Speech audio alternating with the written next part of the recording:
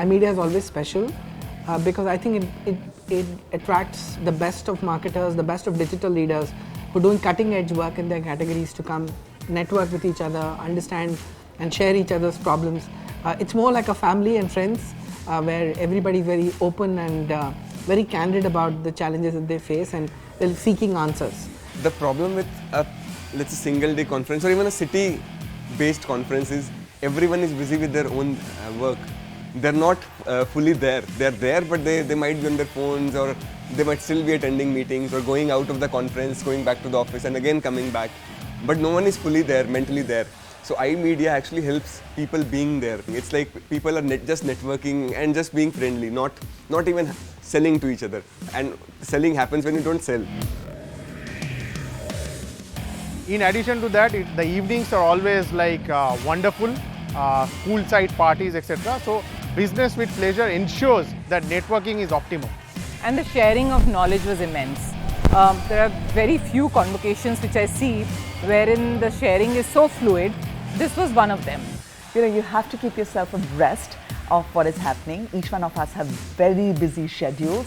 We don't get the time out for learning as much as we would like to. So I think if you could spend 3 days just to focus on your own learning, I think it's very little to ask. I treat content and ads separately because content should be driven by engagement and nothing else. Backtracking and deletion on social media is not a good thing. It is not.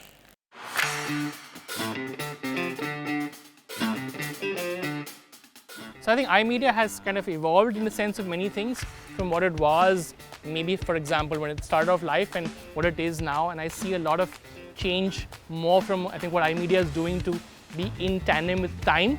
So whatever is more relevant, what's really going to be the future. And I think what I liked particularly this time was even getting in the venture cap community as well, which was not earlier seen, maybe say for example, where it began life. So it's not really going only for the CMO, but it's taking the entire community to a large level as well. You guys changed the concept from panel discussion to case studies. I think that was relevant because in 3 days, Power Pack, I got to hear 50 plus more brands talking about their case studies. I think that was really interesting for me. The real standout for me, I think, is the amount of conversation that there's been around content and storytelling, and particularly the sense of purpose that brands are taking on. We've heard from a lot of speakers that have made it very obvious that that's the direction that the industry is moving in, that, you know, there is this real shift towards content, which is exciting to hear, but also sort of validating to hear from where I sit in the industry. Facilitation is nothing but having important tools embedded as content into your website. Anything which is X-tech, you know, fashion tech, finance, fintech, you know, ed tech. You know, tech is an enabler, but the real thing is that X, you know, it's the fashion, it's the finance, it's the ed. You have some top 100 brands of the country sitting out here. Here you have the decision maker or the person closest to decision maker coming out and being available for you for 2.5 days. To get a meeting with any one of us for 30 minutes, I don't think so it's that easy, because then you have to come through an entire ladder.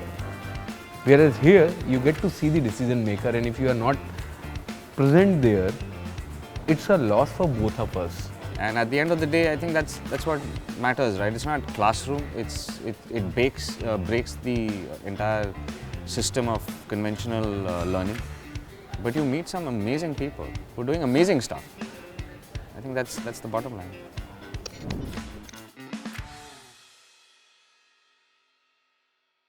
Tongue in cheek, I'm going to update my LinkedIn profile now. People who actually update their photographs are twice as likely to be discovered. I'm going to order more food from Zomato. I'm going to install Zomato. Guess why? Because I love the fact that they have values. Obviously so. And I think I've become a wine expert now. Ooh, 2020. Sorry, I'm really thinking about that one. Biggest trends for 2020. I'm not going to say voice. What am I going to say?